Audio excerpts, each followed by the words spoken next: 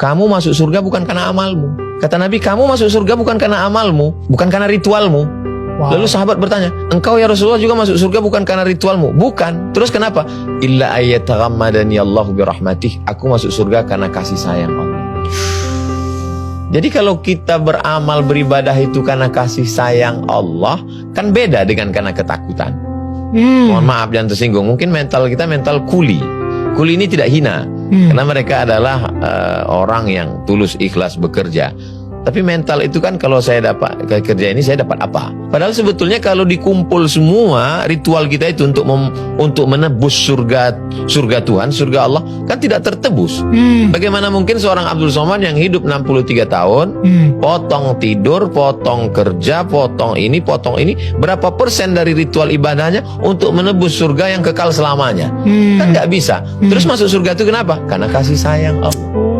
Kalau dia masukkan kita ke surganya karena kasih sayangnya, lalu kenapa kita nggak punya kasih sayang? Saya kalau ngobrol sama banyak teman muslim saya gitu ya, mereka sangat fokus banget sama pahalanya, ya kan? Jadi oh ya biar dapat pahala lebih banyak supaya nanti di surga dan lain-lain. Tapi kalau misalnya tadi Nabi sempat bilang bahwa orang masuk surga bukan karena amalnya, tapi karena kasih sayang Tuhan. Jadi apa pahala yang selama ini mereka kumpulkan gitu?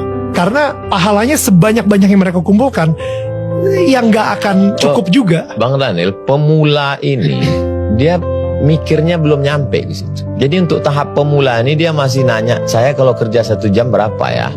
Kamu $2. Terus kalau per hari, kalau kerja malam ada bonusnya nggak? Untuk pemula memang begitu. Teknis. Iya. Ya.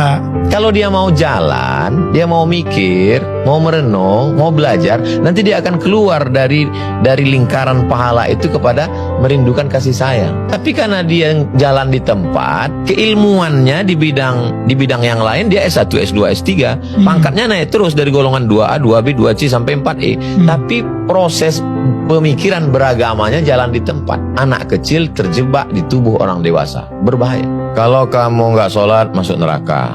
Kalau kamu minum, masuk neraka. Kalau kamu mau masuk surga, berarti kamu mesti banyak baca Quran. Itu tidak salah bagi pemula. Toh kita juga dulu diajarkan orang tua kan begitu. Nanti kalau kamu juara, kamu dapat hadiah ini. Kalau kamu nggak naik kelas, subsidi silang putus. Pemula. Tapi setelah kita dewasa, kita tidak lagi melihat itu. Semua kita berikan kepada orang tua. Kenapa? Cinta. Ambillah ini semua, Mak. Apa yang mau nih ambillah. Kenapa? Karena aku tidak bisa membalas sekali teriakanmu saat melahirkan aku. Jadi perlu kedewasaan. Jadi sekarang banyak anak-anak yang terjebak di tubuh orang dewasa. Cara berpikirnya, berpikir anak-anak.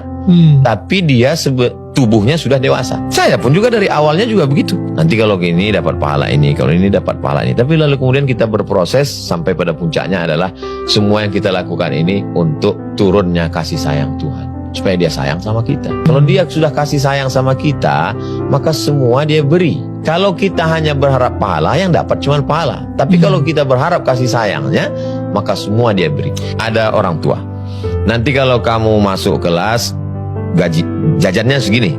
Kalau nanti ranking 1, hadiahnya ini. Dapatnya cuma itu.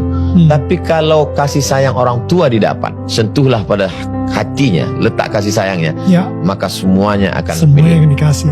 Tidak lagi hubungan ganti rugi. Tidak barter. Transaksional ya. Hubungan kita dengan Tuhan itu bukan barter transaksional. Saya ngerti sih, karena dulu saya transaksional banget soalnya. Ada yang lebih mengerikan lagi, dia angkat Tuhan sebagai direkturnya. Kalau saya buat gini, gaji saya begini. Kalau saya lembur, gaji saya begini. Kalau ternyata saya sudah kerja nggak dapat yang saya inginkan, dia komplain, unjuk rasa.